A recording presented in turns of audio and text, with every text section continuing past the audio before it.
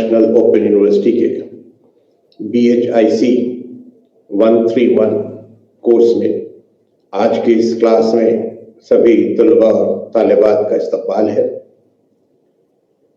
آج ہم لوگ اسی سلسلے کو آگے جاری رکھیں گے جس پر گزشتہ 2 کلاسز میں ہم لوگ بات کر چکے ہیں، اور آپ جانتے ہی ہیں کہ ہم لوگ ہندوستان کی تاریخ کے جس دور کے بارے میں گفتگو کر رہے ہیں وہ ابتدائی زمانے سے لے کر 300 CE یا کامن ایرا کے طویل عرصے پر پھیلا ہے۔ ہم نے اب تک آپ سے اس موضوع پر بات کی کہ تاریخ کیا ہے، اس کے ماخذ کیا ہیں، اور ہم لوگوں نے کچھ ایسی مثالیں بھی دیکھی جہاں یہ ماخذ ہمارے لیے تاریخ کو سمجھنے میں مددگار ثابت ہوتے ہیں۔ تو ایک طرح سے جو بنیادی معاملہ تھا ماخذ کا، سورسز کا، اور اس کا کیا اپلیکیشن ہے، اس پر ہم لوگ بات کر چکے ہیں۔ ہم لوگ آج اس تیسرے لیکچر میں ایک اور پہلو پر بات کریں گے، اور وہ یہ ہے کہ تاریخ کا تعلق جغرافیہ سے کیا ہے۔ ہمارا جو قدرتی جغرافیہ ہے، جو ہماری نیچرل جغرافی ہے، تاریخ سے اس کا کیا تعلق ہے۔ تو پہلے تو آپ کو ہم یاد دلا دیں کہ تاریخ ہے کیا۔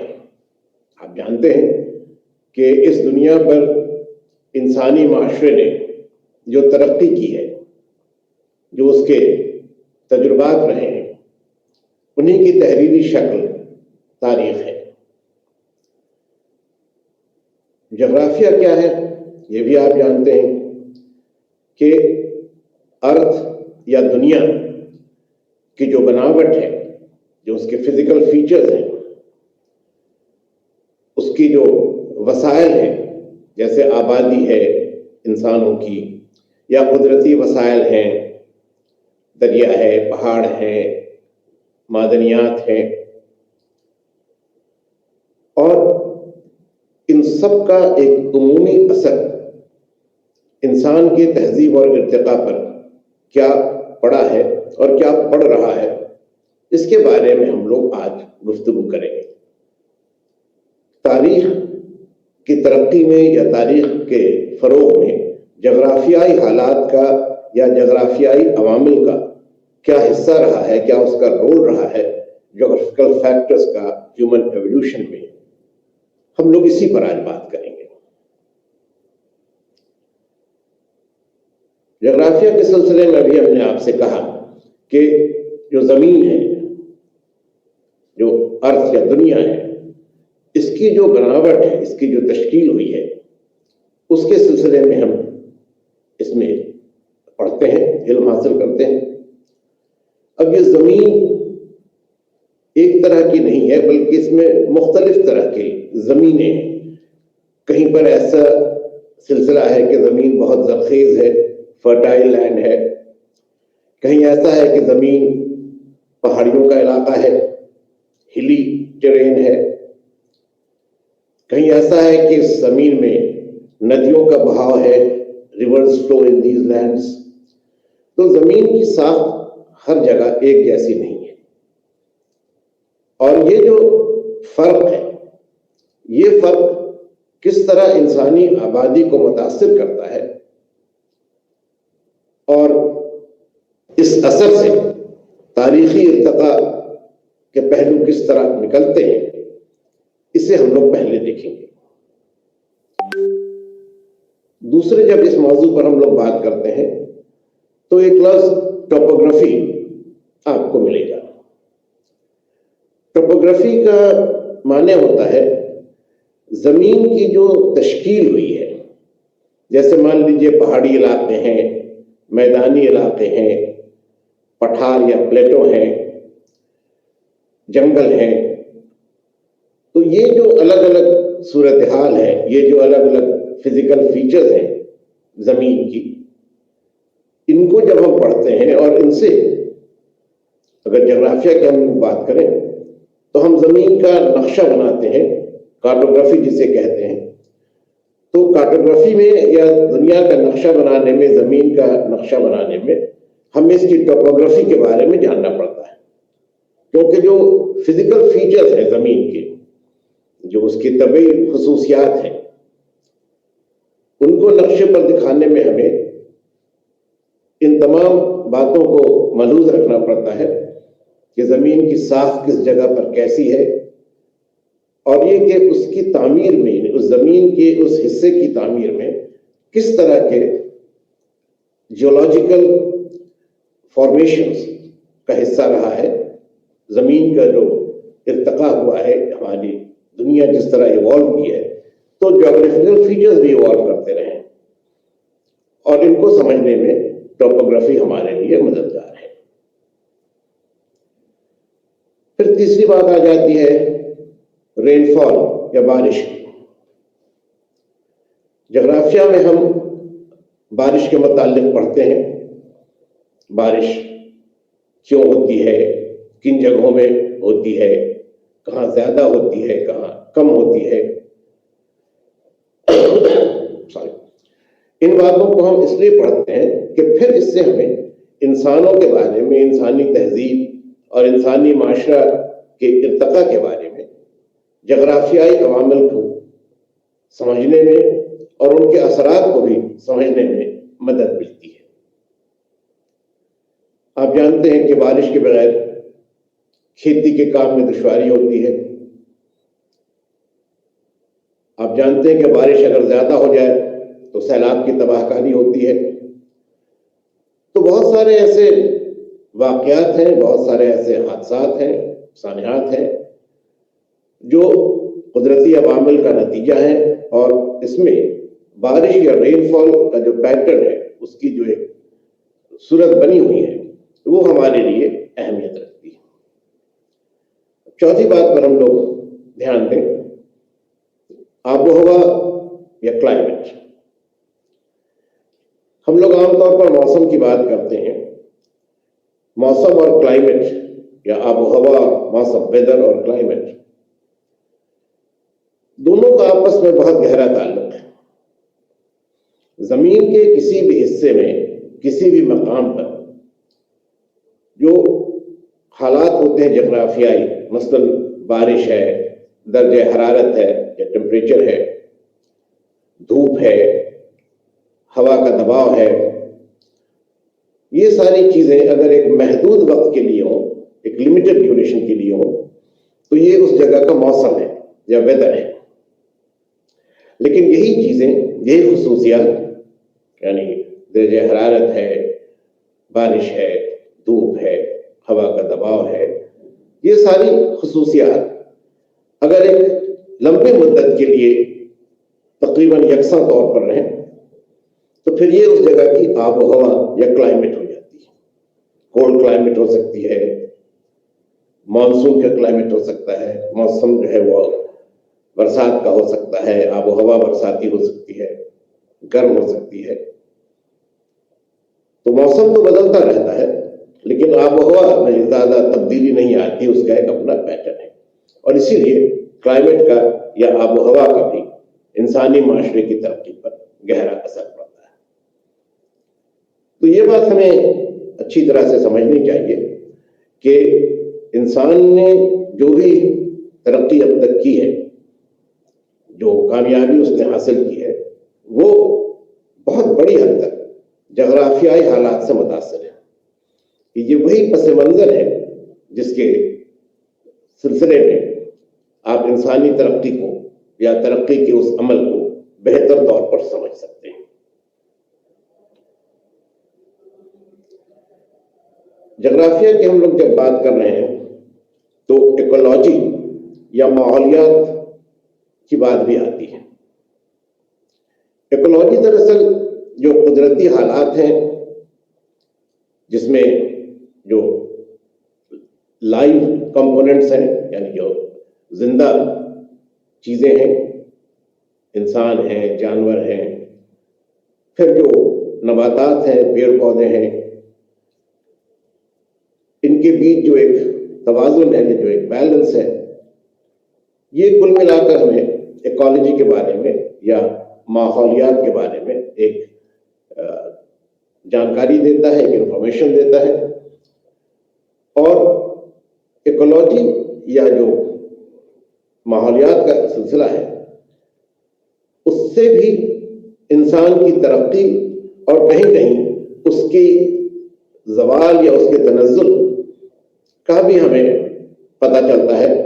کیونکہ جب تک جو ماحولیاتی توازن ہے، جو ایکولوجیکل بیلنس ہے، وہ صحیح طور پر بنا رہتا ہے تو اس کے فائدے، اس کے ایڈوانٹیجز انسان حاصل کرتا ہے، ترقی کرتا ہے. اور اگر یہ بیلنس، یہ توازن ٹوٹ جاتا ہے، بریک ڈاؤن کر جاتا ہے، تو پھر انسانی معاشرے کا جو ارتقا ہے، اس کا ایوولوشن ہے، وہ بھی متاثر ہوتا ہے اور کہیں کہیں یہ ختم ہو جاتا ہے. اب ایک بہت چھوٹی سی مثال ہم آپ کو دیں گے، آگے اس پر بات بھی ہوگی. سندھو ندی کے کنارے کا جو علاقہ ہے، انڈس ویلی کا جو علاقہ ہے، وہ آج سے کوئی 5000 سال پہلے ایک بہت ہی ترقی یافتہ شہری تہذیب کا مرکز رہا ہے. ایک ایسی شہری تہذیب تھی جس کے برابر اس زمانے میں کوئی دوسری تہذیب دنیا میں نہیں تھی. Most developed among the contemporary civilizations of ancient times.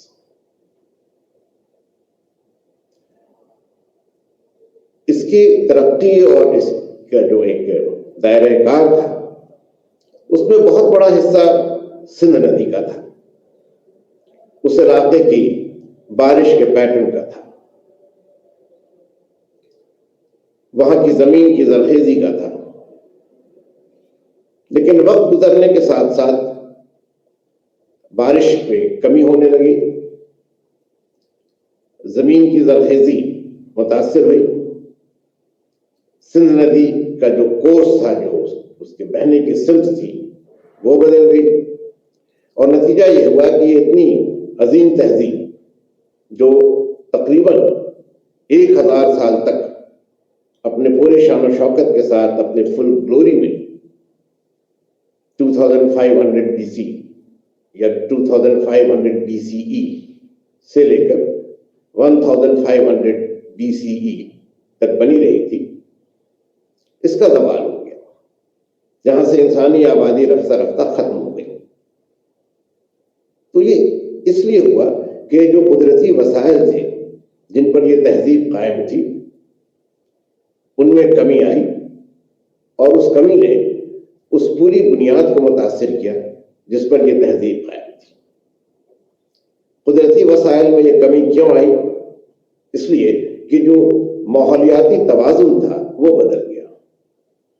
آبادیاں بسیں، انسانی آبادی بڑھی، خوراک کی ضرورت بڑھی، زراعت کا کام زیادہ تیزی سے ہونے لگا، تو جو زمین کے نیچرل ریسورسز تھے وہ ڈپلیٹ ہونے لگے، ان میں کمی آنے لگی.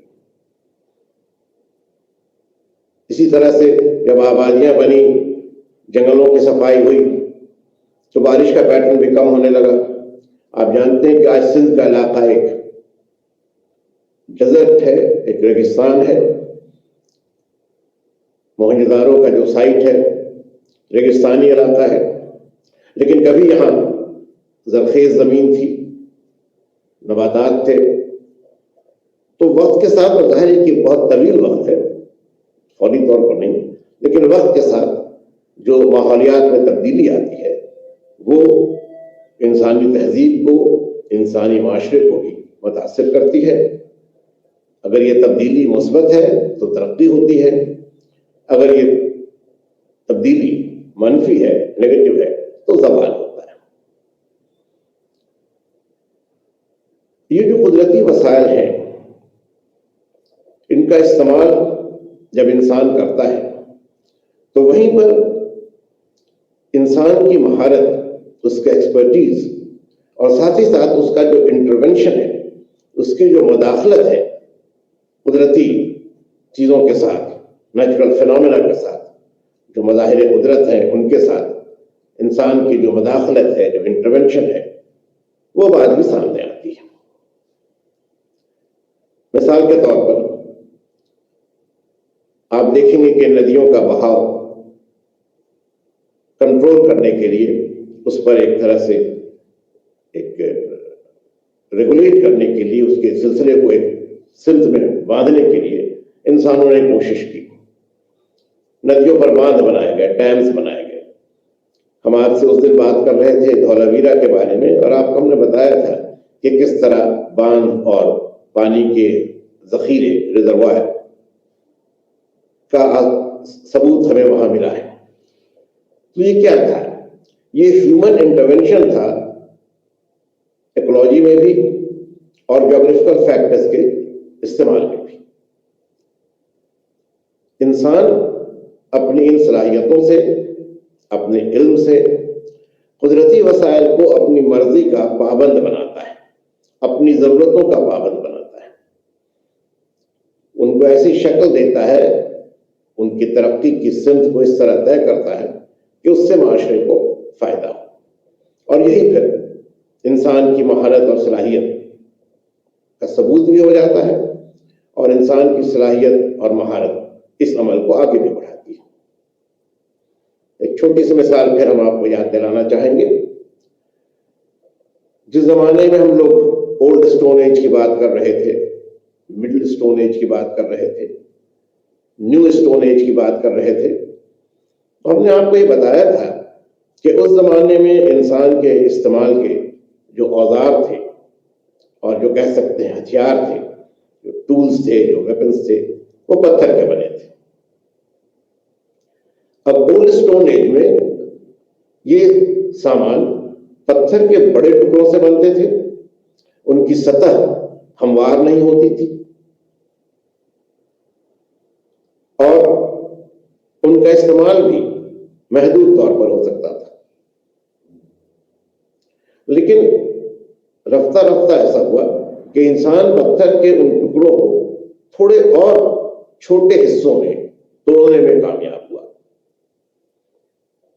تو اولڈ اسٹون ایج کے مقابلے میں مڈل اسٹون ایج میں جو پتھر کے سامان ہیں وہ چھوٹے ہیں، بہتر ہیں، اور ان کی جو سطح ہے وہ بہت حد تک ہموار ہے۔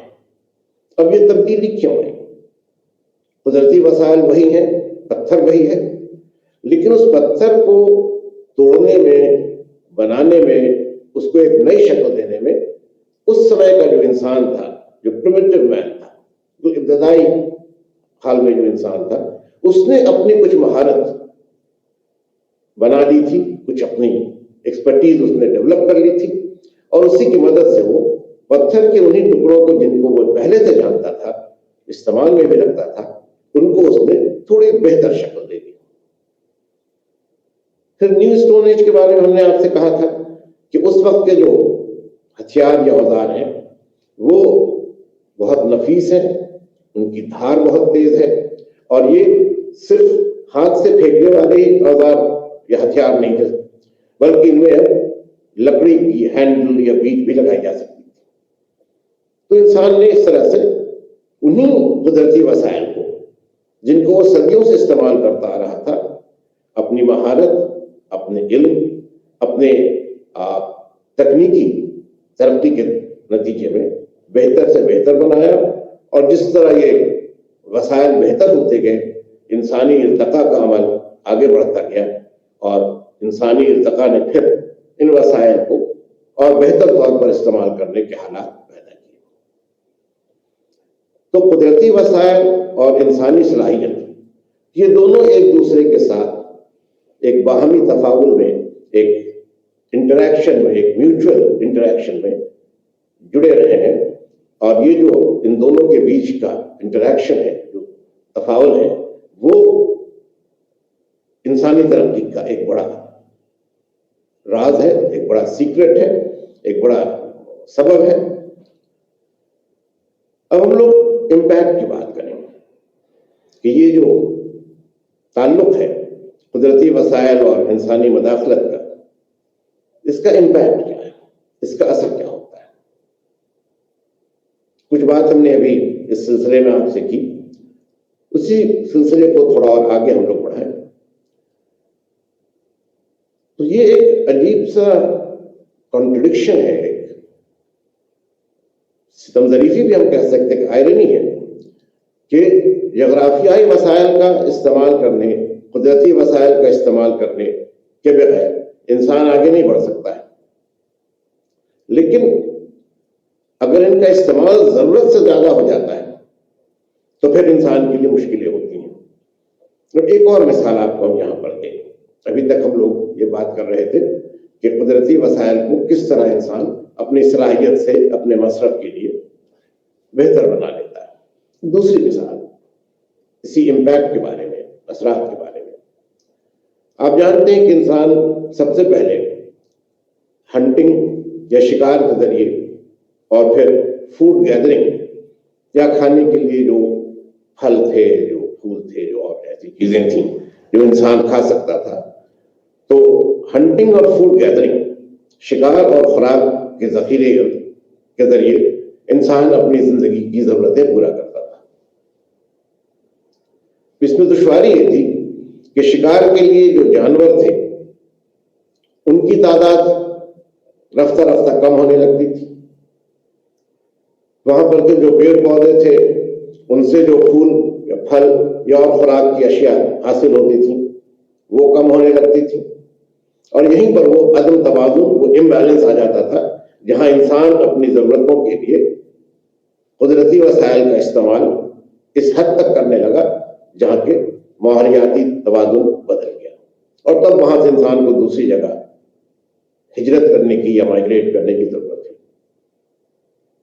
اب یہ کس طرح بنائے رکھا جا سکے، یہ توازن کس طرح بنائے رکھا جا سکے کہ وسائل بھی برقرار رہیں، ضرورتیں بھی پوری ہوں اور انسانی ترقی کا عمل بھی جاری رہے، یہ ایک بہت بڑا سوال ہے جو تاریخ کے ہر دور میں رہا ہے، اور تاریخی عمل کو سمجھنے میں اس ایک بنیادی بات کو جاننا اور سمجھنا نہایت ضروری ہے. اب یہ ایک پس منظر تھا، بیک گراؤنڈ تھا جو ہم نے آپ کے سامنے رکھا، یہ بتانے کے لیے کہ قدرتی حالات کا اور جغرافیہ کا انسانی معاشرے کے ارتقاء میں کیا حصہ رہا ہے. اب اسی سلسلے کو ہم لوگ اور وضاحت کے لیے ہندوستان کے حوالے سے دیکھیں.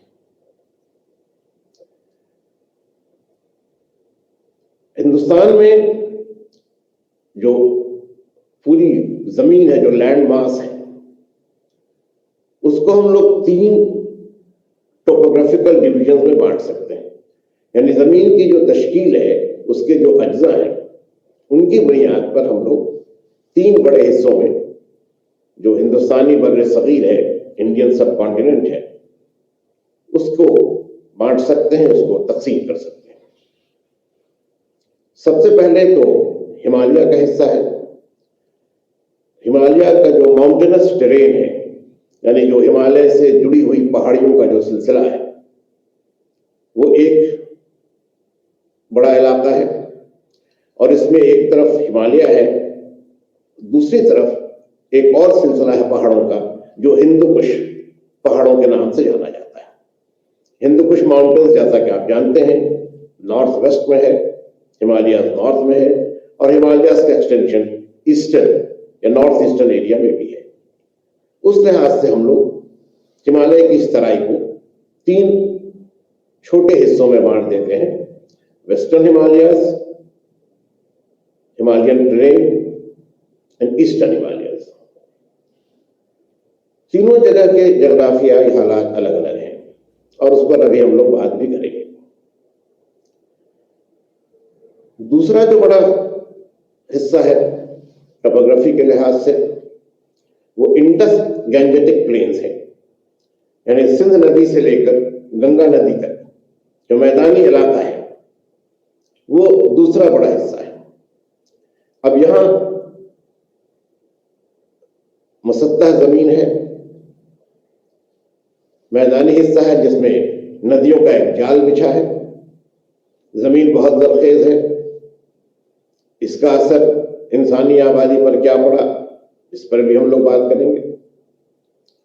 और फिर जो हिंदुस्तान का बिल्कुल जनूबी हिस्सा है, जिसे हम पेनिनसुलर इंडिया या जजीरा नुमाए हिंद कहते हैं, ये विंध्य माउंटेन्स या विंध्यन रेंज जो है, विंध्य पहाड़ियों का जो सिलसिला है, उससे मजीद जुनूब में से फर्दर साउथ है, और ये तीन तरफ से समुंदर से घिरा हुआ है, इसीलिए इसको जजीरा नुमा कहते हैं। जजीरा नहीं है क्योंकि चारों तरफ पानी नहीं है, लेकिन तीन तरफ पानी है, तो ये जजीरा नुमा है, यानी जजीरे के किसी हद तक मुआसरत इसमें है। अब हिमालय में जाहिर है कि इंसानी आबादी का वो वजूद मुमकिन नहीं था जो मैदानी इलाकों में था, लेकिन फिर भी मिड हिमालयस के क्षेत्र के इलाके में हम देखते हैं कि छोटी छोटी बस्तियां बनी। सबसे पहली और सबसे तरक्की याफ्ता इंसानी बस्तियां या आबादियां जो प्लेन्स का इलाका था, जो मैदानी इलाका था, उसमें बसी। इसमें पहले इंडस के प्लेन्स में, जिसमें पंजाब और सिंध ये दोनों इलाके शामिल हैं, यहां से इब्तिदा हुई। आपको याद होगा सिंध की जो तहजीब है उसके दो बड़े मरकज हैं, सिंध में मोहनजोदारो है और पंजाब में हड़प्पा है। तो ये जो इंडस प्लेन्स हैं, सिंध का जो मैदानी हिस्सा है जो पंजाब और सिंध पर फैला है, सिंध के मैदानी हिस्से से मेरी मुराद है दरियाए सिंध का मैदानी हिस्सा, तो ये पंजाब और सिंध के इलाके पर फैला है। और यहीं आप देखेंगे कि इब्तिदाई तहजीब का आगाज हुआ। क्यों? इसलिए कि यहां पर पहले से मेहरगढ़ का जिक्र हम लोग कर चुके हैं, एक और तहजीब इस इलाके में और तरक्की करती है, उसका डेवलपमेंट होता है, वो है आमरी तहजीब, बलूचिस्तान के इलाके में। दूसरे लफ्जों में यहां पर इंसानी आबादी के आसार, ऐसी आबादी के आसार जो तरक्की याफ्ता शक्ल में थी, जिसने जो प्रिमिटिव मैन था, जो बिल्कुल इब्तिदाई दौर का इंसान था, उससे ज्यादा तरक्की कर ली थी। और इन आबादियों से फिर जो एक और भी ज्यादा तरक्की याफ्ता शक्ल सामने आई, वो नदियों के किनारे की ये तहजीब थी। तो एक इर्तिकाई अमल पहले से रहा है, और फिर जगराफियाई हालात रहे हैं, जिसमें कि नदी के किनारे की जो जरखेज जमीन थी, नदी के रास्ते जो तिजारत के इम्कानात थे, ट्रेड की पॉसिबिलिटीज थी, उस तिजारत से जो वसाइल आ रहे थे, जो पैसा आ रहा था, जो नेचुरल रिसोर्सेज आ रहे थे, ये सारी चीजें मिलकर इंसानी तहजीब को आगे बढ़ाने में मददगार साबित है। अब जब इस तरह की तहजीब बनी तो जाहिर है कि इसके लिए जरूरी मनसूबाबंदी भी हुई, शहरों की तिजारत के सिलसिले में, लेन देन के सिलसिले की, कुछ फनून का भी इस जमाने में डेवलपमेंट हुआ, कुछ आर्टिस्टिक टैलेंट्स जो थे वो भी इंसान के बाहर आए, और एक बेहतर, एक उस दौर के हिसाब से कहें तो एक तरक्की याफ्ता शक्ल इंसानी माशरे की बनी। अब यही अमल गंगा के मैदान में कुछ देर से शुरू होता है। तकरीबन वादी सिंध की तहजीब का जब जवाल हो रहा है, जो डिक्लाइन है इंडस का, उस जमाने में गैंजेटिक प्लेन्स में एक बेहतर सूरत इंसानी जिंदगी की उभर रही है। क्यों? यहां भी आप देखिएगा कि माइग्रेशन का या हिजरत का एक बड़ा हिस्सा था। सिंध की तहजीब से जो लोग जुड़े थे, जब वहां के जगराफियाई हालात बदले, जब माहौलियाती तवाज़ुन मुतासिर हुआ, तो ये लोग उस इलाके से दूसरे इलाकों की तरफ जाने लगे। और इसी सिलसिले में इनमें से कुछ लोग, बाद लोग कहते हैं कि ये आर्य थे, एरियंस थे जो बाहर से आकर बसे थे और अब वो पूरब की सिमत आगे बढ़ रहे थे। कुछ लोग मानते हैं कि इंडस के ही जो सेटलर्स थे वो आगे बढ़ रहे थे। उस बहस में हम लोग नहीं जाएंगे, हम लोग इंडस पर और आगे बात करेंगे। लेकिन अब लोग मशरिक की सिमत में पूरब की जानिब लोग बढ़ रहे थे। यहाँ भी उनके लिए ज़रख़ेज़ ज़मीन थी। गंगा का जो मैदानी इलाका है वो भी बहुत फर्टाइल था और ये इलाका फिर 3 हिस्सों में बटा था। इसका जो अपर एरिया है, मिडिल एरिया है और लोअर एरिया है।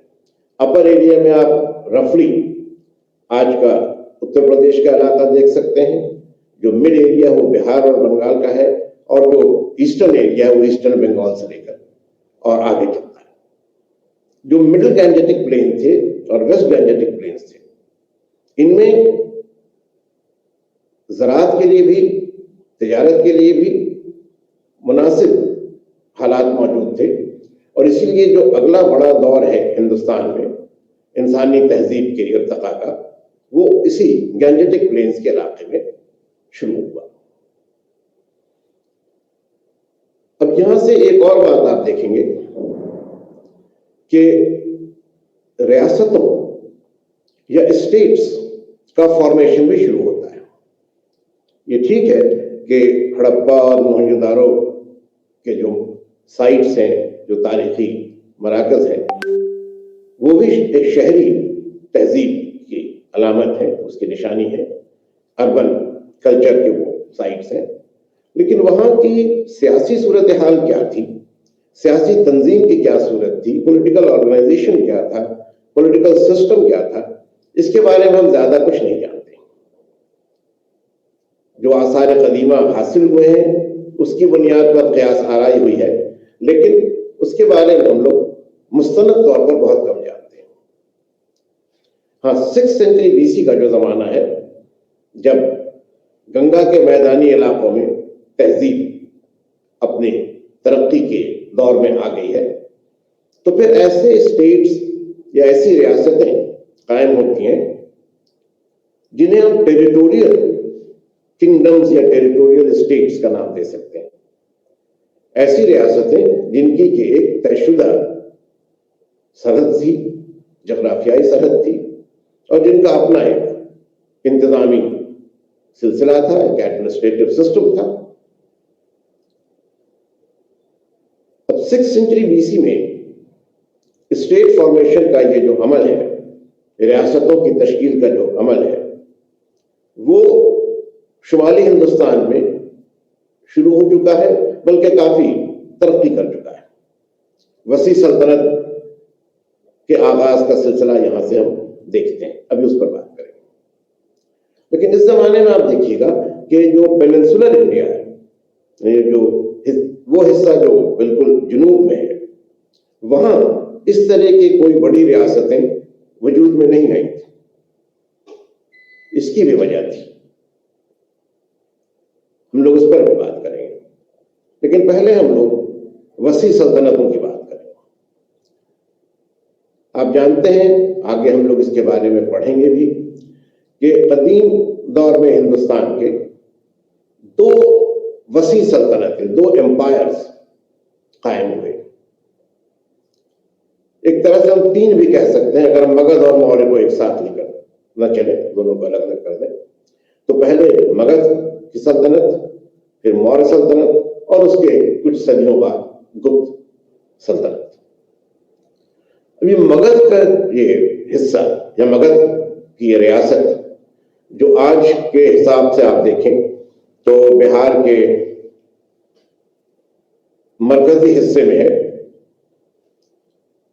यहां से हिंदुस्तान में वसी सल्तनतों की तामीर का सिलसिला क्यों शुरू हुआ, किसी दूसरे इलाके से हिंदुस्तान के ये अमल क्यों नहीं शुरू हुआ।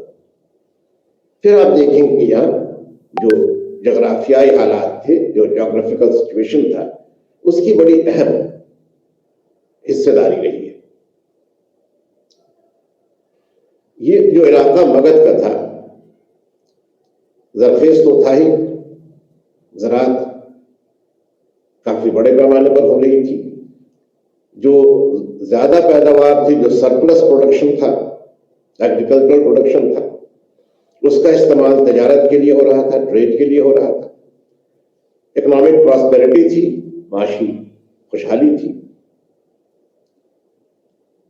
اور ان سب کے ساتھ ساتھ اس علاقے میں معدنیات کے طور پر لوہے کی بڑی کھانیں تھی. اور لوہا دونوں معاملوں میں، زراعت کے معاملے میں بھی بہتر اور مضبوط حل بنانے کے لیے، اور جنگ کے معاملے میں بھی بہتر اور مضبوط ہتھیار بنانے میں، اس وقت تک جتنی بھی دھاتیں انسان کے علم میں تھیں، ان میں سب سے مضبوط اور سب سے کارگر تھا. تو اگر ہم لوگ پرامن معاملوں کو دیکھیں، پیسفل ایکٹیویٹی کو دیکھیں، تو زراعت کے لیے. اگر ہم لوگ ملٹری ایکٹیویٹیز کو دیکھیں، فوجی معاملات کو دیکھیں، تو پھر ہتھیاروں کے لیے.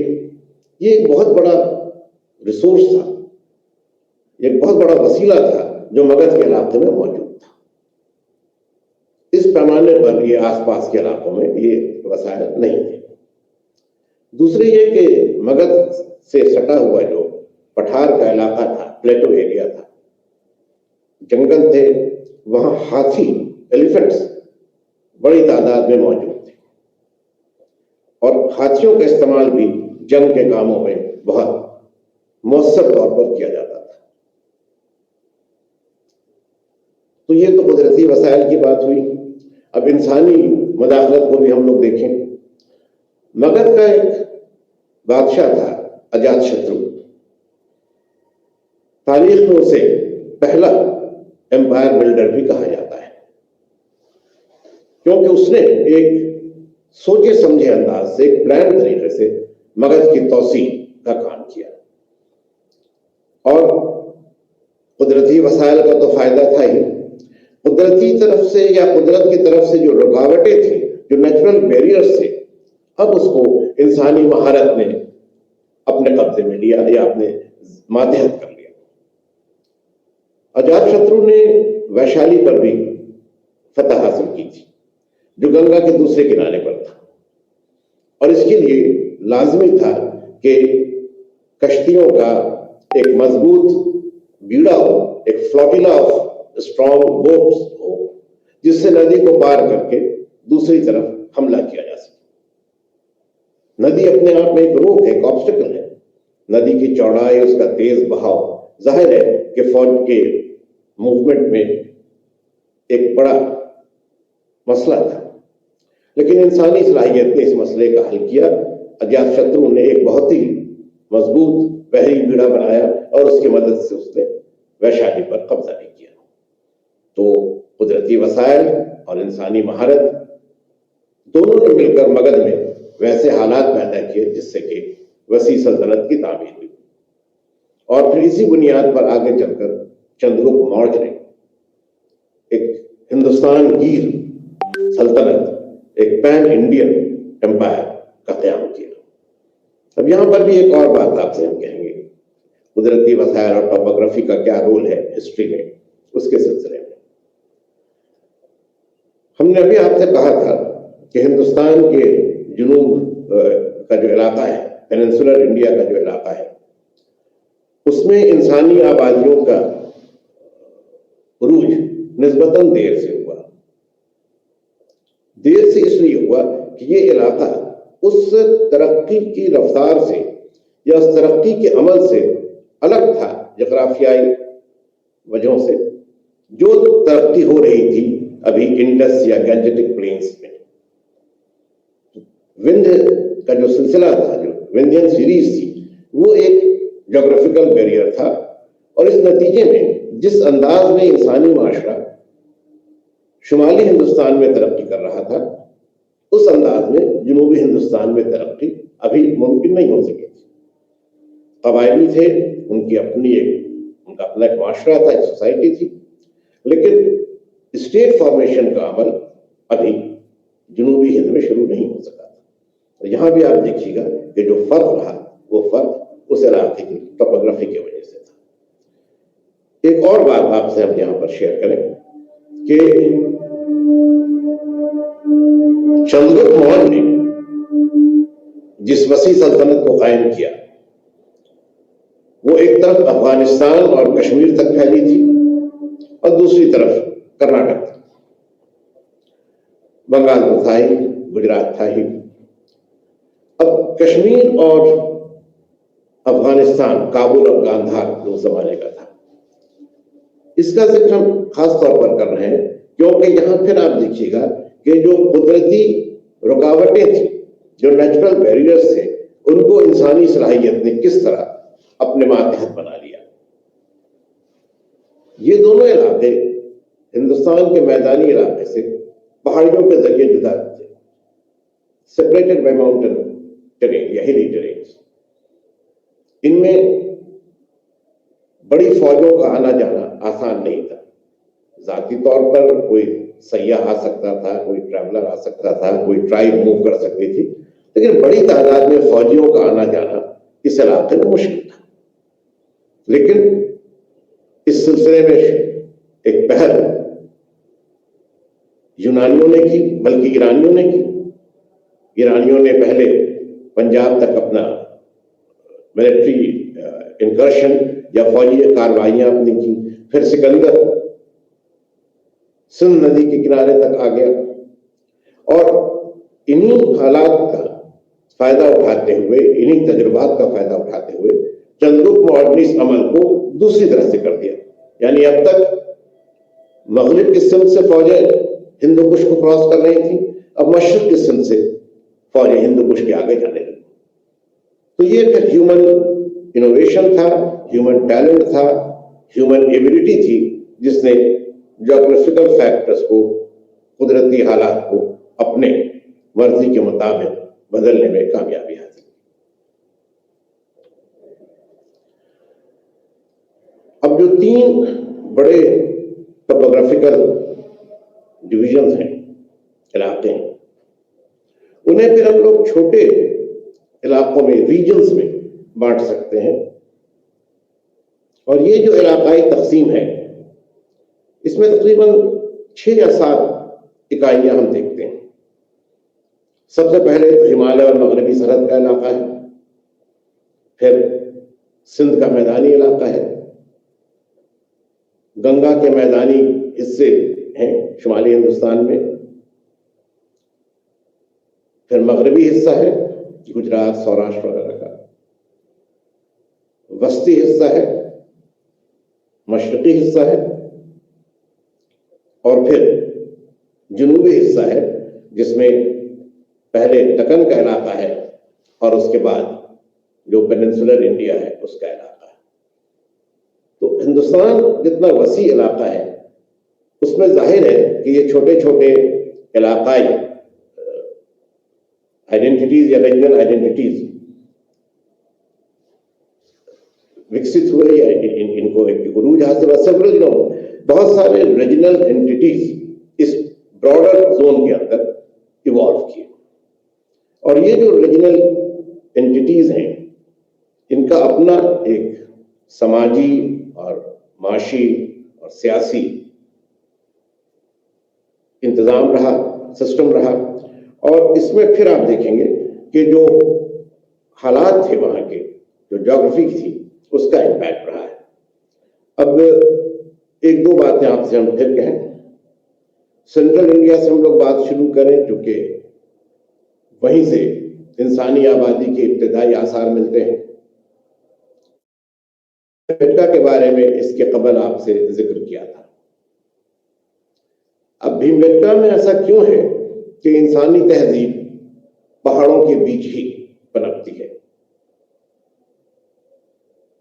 اس طرز کی تہذیب نہیں ہے جو سندھ میں ہے یا گنجیٹک پلینز میں، مگر ایک اپنا طرز زندگی ہے انسان کا۔ پہاڑی علاقہ ہے، زراعت کی کوئی گنجائش نہیں ہے، انسان نے ابھی وہ تکنیک بھی نہیں سیکھی تھی، تو ایک بہت ہی عمومی طور پر، بہت ہی جنرل انداز میں انسان قدرتی حالات کے تحت اپنے کو ڈھال رہا تھا۔ یہ پہلا لیول ہے، پہلی سطح ہے۔ دھیان رکھیے گا کہ یہاں انسان خود کو قدرتی حالات کے تحت ڈھال رہا ہے. ابھی وہ اس صلاحیت کو نہیں حاصل کر سکا ہے کہ قدرتی وسائل کو اپنی مرضی کے مطابق شکل دے سکے.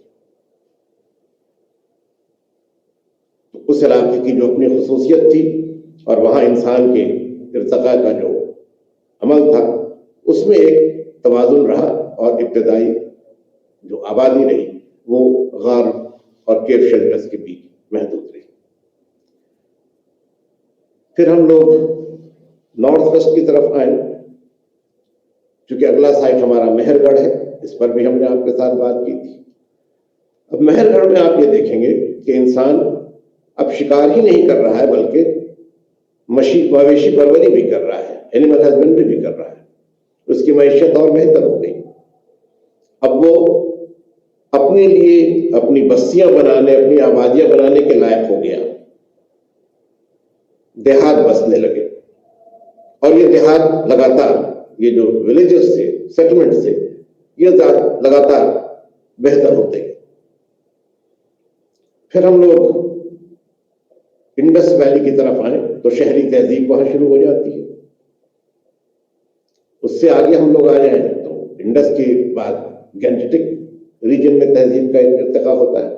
یہ ساری باتیں ہم آپ سے تفصیل سے بھی کہہ چکے ہیں، دوہرا رہے ہیں صرف اس لیے کہ یہ آپ کو اندازہ ہو جائے کہ ریجنل ویریشن جو تھے وقت کے لحاظ سے بھی اور جو معاشرہ تھا اس کی خصوصیتوں کے لحاظ سے بھی، یہ جو علاقائی تفریق تھی، یہ جو فرق تھا، اس میں کہاں تک انسانی مہارت اور قدرتی وسائل کے بیچ ایک توازن بنائے رکھنے کا معاملہ اہم تھا.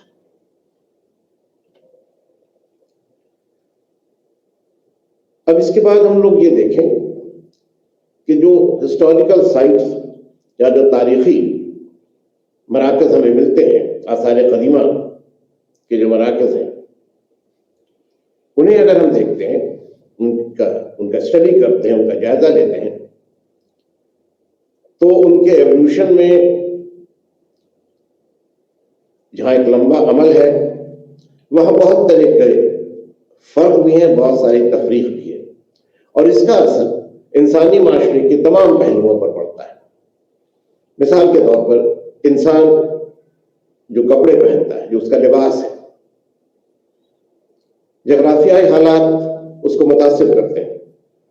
جہاں ٹھنڈی آب و ہوا ہے، سرد آب و ہوا ہے، وہاں کے لوگوں کا لباس الگ انداز کا ہوگا. جہاں گرم آب و ہوا ہے، وہاں کے لوگوں کا لباس الگ انداز کا ہوگا. خوراک کو اگر آپ دیکھیے تو الگ الگ علاقوں میں جو زمین کی پیداوار ہے، جس فصل کی پیداوار ہوتی ہے، اس کی بنیاد پر انسان کی خوراک، اس کے کھانے کے جو اجزاء ہیں یا کھانے کی جو اشیاء ہیں وہ الگ ہوں گی. اسی طرح آپ یہ دیکھیے گا کہ جو سیاسی تنظیم ہے، جو پولیٹیکل سسٹم ہے، پولیٹیکل آرگنائزیشن ہے، وہ بھی جغرافیائی حالات پر منحصر کرتا ہے. ایسے علاقے جو جنگلوں کے بیچ ہیں، گھنے جنگلوں کے بیچ جو انسانی بستیاں ہیں، وہاں ہم کسی وسیع سلطنت کا تصور نہیں کر سکتے. وہ چھوٹے چھوٹے سیٹلمنٹس ہیں، چھوٹے چھوٹے ولیجز ہیں اس زمانے میں، آج کی بات ہم نہیں کر رہے ہیں، جہاں کے قبائلی ہیں. اور وہ جو مین علاقہ ہے تہذیب کے ارتقاء کا، اس سے الگ ہے جغرافیائی حالات کی وجہ سے، کہیں پہاڑوں کی وجہ سے، کہیں جنگلوں کی وجہ سے. تو ان کا سیاسی نظام الگ ہو جاتا ہے، میدانی علاقوں کا سیاسی نظام الگ ہو جاتا ہے. اور پھر آپ یہ بھی دیکھیے گا کہ اگرچہ ہم لوگ اس بات کا ذکر کرتے ہیں کہ وسیع سلطنتیں قائم ہوئیں، یہ صحیح بھی ہے، لیکن ان وسیع سلطنتوں کے دائرے میں آپ یہ بھی دیکھیے گا کہ جو مقامی تفریق تھی، جو ریجنل ویریشنز تھے، وہ بھی بنے رہے. اب مور سلطنت کے بارے میں ہم جانتے ہیں کہ ہندوستان میں سب سے وسیع سلطنت تھی، اور یہ بھی ہم جانتے ہیں کہ اس کا جو ایڈمنسٹریشن تھا، جو اس کی انتظامیہ تھی، وہ مرکزی شکل میں تھی، سینٹرلائز تھی. لیکن یہ بھی اپنی جگہ پر درست ہے کہ اس مرکزی قبضے کے ساتھ ساتھ جو الگ الگ صوبے تھے، وہاں کے جو علاقے تھے، ان کو بہت حد تک خود مختاری بھی حاصل تھی. اس لیے آپ دیکھیے گا، آپ نے اپنے لیسن میں پڑھا بھی ہوگا، ایک لفظ آتا ہے چکرورتی. چکرورتی بادشاہوں کا تصور قدیم ہندوستان کی تاریخ میں ہے، اور چکرورتی سے یہاں مراد یہ ہے کہ جس کا چاروں طرف، چاروں سمت میں جس کا قبضہ ہو، یعنی وہ ساری دنیا پر حکومت کر رہا ہو. اب یہاں دنیا بڑی محدود ہے، یہ وہ دنیا نہیں ہے جو ایک پورے عالم کی بات ہے. وہ ان کا اپنا ایک یونیورس ہے، اپنا ایک علاقہ ہے، اور وہی ان کے لیے چکرورتی ہونے کی بنیاد ہے. مگر چکرورتی جو تھے وہ بھی براہ راست سارے علاقوں پر قبضہ نہیں بنائے رکھتے تھے. اسی لیے ایک لفظ اور استعمال ہوتا ہے انگلش میں، ہم لوگ کہتے ہیں ہیجیمنی، HEGEMONY، ہیجیمنی، یعنی اپنا تسلط قائم کرنا. قبضہ اور تسلط دونوں میں ذرا سا فرق ہے. قبضہ یہ ہے کہ اس علاقے پر آپ کی حکومت ہے، آپ کے افسران وہاں سے ٹیکس لیتے ہیں، آپ کی فوجیں اس کی حفاظت کرتی ہیں، تو یہ آپ کا قبضہ ہے اس علاقے پر. اور تسلط یہ ہے کہ آپ کے زیر اثر وہ علاقہ ہے، وہاں کے جو حکمراں ہیں وہ آپ کو اپنا سوزرین یا اپنے سے بڑا ایک بادشاہ تسلیم کرتے ہیں، مگر اس سے زیادہ آپ کا کوئی براہ راست قبضہ ان کی زمین پر نہیں ہوتا ہے. تو پھر یہ فرق کیوں ہے ایک کنٹرول میں اور ہیجیمنی میں، کہ یہاں بھی جو آپ کے جغرافیکل فیکٹرز ہیں وہ پولیٹیکل سسٹم کو متاثر کرتے ہیں. اب جن چیزوں کا ہم ابھی تک آپ سے ذکر کر رہے تھے، ان کو جاننے اور سمجھنے کے لیے ہمارے پاس ایویڈنسز ہیں، شواہد ہیں، اور اسی بنیاد پر ہم ان چیزوں کا جائزہ لیتے ہیں. ان ایویڈنسز کا یا ان شواہد کا جو تعلق ہے وہ پھر سورسز سے بھی ہے، بلکہ سورسز سے ہی ہے. اب جیسے ہم لوگ اگر آثار قدیمہ کی طرف پھر ایک بار دھیان دیں اور ایک خاص ایویڈنس کو اپنے سامنے رکھیں، تو اس زمانے میں جو برتن، مٹی کے جو برتن بنائے جاتے تھے ابتدائی دور میں، یعنی جب گینجیٹک پلینز میں اسٹیٹس کا فارمیشن ہو رہا تھا، اس سے پہلے سے اگر ہم لوگ بات کریں تو تقریباً 1000 BCE سے پہلے ہمیں بہت سارے سائٹس پر ایسے مٹی کے برتن ملے ہیں جو راکھ کے رنگ کے ہیں. انہیں ہم پینٹڈ گرے ویئر کا نام دیتے ہیں. یہ برتن آگ میں پکائے جاتے تھے اور ان پر جو ایک راکھ تھی اس کے ڈپازٹ سے یہ گریش کلر اس میں آ جاتا تھا. یہ ابتدائی دور تھا. 1000 BC کے بعد میں ایک اور طرح کے برتن ہمیں ملتے ہیں جنہیں ہم ریڈ اینڈ بلیک ویئر کے نام سے جانتے ہیں، یا ریڈ اینڈ بلیک پاٹری کے نام سے جانتے ہیں.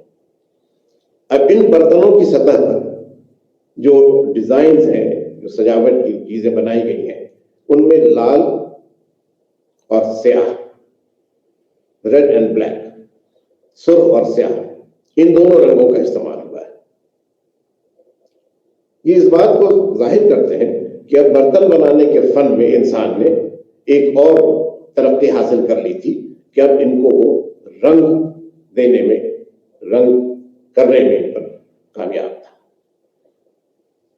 اور اس کے بعد 600 BC کے بعد آپ دیکھیں گے کہ کافی بڑی تعداد میں ہمیں وہ برتن ملتے ہیں جن میں سرخ اور سیاہ رنگ کے ساتھ ایک پالش کا، ایک چمکیلی سطح کا بھی ہمیں ایویڈنس ملتا ہے، اس کا بھی ثبوت ملتا ہے، جنہیں ہم ناردرن بلیک پالشڈ ویئر کا نام دیتے ہیں، NBP ویئر. اب یہ جو پالش ہے یہ اپنے آپ میں پھر ایک اگلے ارتقاء کو دکھاتی ہے، جہاں رنگ کے ساتھ اس میں ایک چمک کا بھی عنصر شامل ہو جاتا ہے. تو یہ जो सबसे डिपेंडेबल हम कह सकते हैं एविडेंस है इंसान के टेक्निक या जो पॉटरी मेकिंग का फन था उसके इर्तिका का, उसके लिए हमें इस तरह के बर्तन या उनके टुकड़े, पॉटरी या पॉटशर्ट्स मिलते हैं। एक बात और आपको हम यहाँ पर याद दिला दें कि हमने आपसे 1000 BC और उसके बाद फिर 600 BC और उसके दरमियानी अरसे की बात कही, लेकिन ये जो बर्तन हमें मिलते हैं, ये जो टुकड़े हमें मिलते हैं बर्तन के खुदाई के दौरान, वो सब जगहों पर एक ही वक्त से ताल्लुक नहीं रखते हैं। हमने आपको पहले बताया था कि खुदाई के दौरान जब हम जमीन के नीचे खुदाई का काम करते हैं तो अलग अलग लेयर हमें मिलती है। तो कई जगहों पर ये बर्तन के टुकड़े एक अलग लेयर पर मिलते हैं और कई जगहों पर दूसरे लेयर पर मिलते हैं। तो ये लेयर्स का फर्क ये जाहिर करता है कि इंसान की तरक्की का अमल हर जगह एक जैसा नहीं था, एक साथ नहीं हुआ था, इसमें स्टेजेस थे, मुख्तलिफ दर्जे थे। और इस तरह से जो फर्क है तरक्की का, इर्तिका का, उसको समझने में आर्कियोलॉजिकल एविडेंसेस या जो आसार कदीमा के शवाहिद हैं वो बहुत अहम हो जाते हैं। ये एक मिसाल है, ऐसी बहुत सारी मिसालें भी हैं। अब आ जाइए अदबी शवाहिद के बारे में, लिटरेरी सोर्सेस के बारे में। इसका जिक्र हम पहले भी आपसे कर चुके हैं, लेकिन यहां पर एक और बात आपसे हम जोड़ना चाहेंगे अदब के और ट्रैवल अकाउंट और रिलीजियस टेक्स्ट के साथ साथ। हम जिस सकाफत की बात कर रहे थे, लोगों का रहन सहन, उनका खान पान या उनकी जो खुराक थी या उनके जो तौर तरीके थे, उनकी जो जबान थी, उनके जो मजहबी एतकाद थे या अकायद थे, ये सब अलग अलग जगहों पर और वहां के हालात के मुताबिक डेवलप किए या उनकी तश्कील हुई। कबायली इलाकों में आप देखेंगे कि प्रिमिटिव फॉर्म ऑफ रिलीजन है, क्योंकि उनका जो तजुर्बा है दुनिया का और दुनिया के शवाहिद का वो महदूद है। जो इलाके ज़्यादा तरक्की याफ्ता हैं वहाँ मजहब की ज़्यादा डेवलप या ज़्यादा उरूज का मामला हमें मिलता है। जो मजहबी अकायद हैं वो कहीं ज़्यादा बेहतर हैं, उनमें एक फ़लसफ़ा है, उनमें एक उस ज़माने के हिसाब से आप देखें तो एक रीज़न है, एक कॉज एंड इफेक्ट का सिलसिला है। आप देखिए कि 6th सेंचुरी BC में महात्मा बुद्ध ने और महावीर ने दो बहुत ही पावरफुल फिलॉसफी दुनिया को दी। इस तरह की कोई चीज़ आप कबायली इलाकों में नहीं पाएंगे, रेगिस्तानी इलाकों में नहीं पाएंगे, इसलिए कि शहरी जिंदगी के जो हालात थे और उससे जो एक मटीरियल प्रॉस्पेरिटी आई थी, जो मादी तरक्की हुई थी, और उस मादी तरक्की के मुताबिक इंसानी माशरा जिस तरह से खुद को बदल रहा था, उन बातों का इजहार एक फलसफे में, एक मजहबी अकीदे में तभी हो सकता था जब इंसान इस तरह के समाजी और माशी इर्तिका का दौर पूरा कर चुका हो। ये तरक्की अभी दूसरे इलाकों में नहीं हुई थी।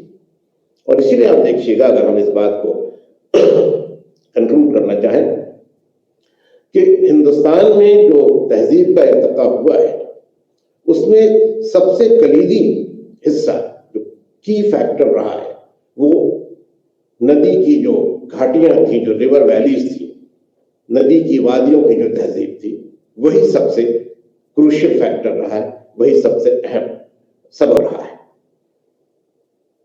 तो फिर आप ये देखेंगे कि जो हमारा कुदरती निज़ाम है और उससे जो वसाइल हासिल होते हैं वो माशरे की तरक्की के लिए, इंसान की तरक्की के लिए, मादी तरक्की के लिए भी और फिक्री तरक्की के लिए भी, रिलीजन और फिलॉसफी और कल्चर के लिए भी, और स्टेट और आर्मी और पॉलिटी और इस तरह की चीज़ों के लिए भी, दोनों तरह की जो तरक्की है इंसानी माशरे की, उसको मुमकिन बनाने में इन कुदरती हालात का, कुदरती वसाइल का और उसमें इंसान की सलाहियत का मिला जुला एक हिस्सा होता है। तो बहुत शुक्रिया आप लोगों का। आज की गुफ्तगू में आप کچھ باتیں ہم نے آپ سے کہنی چاہیے اور ان کا بنیادی مقصد یہ تھا کہ آپ تہذیبی ارتقا کو سمجھ سکیں.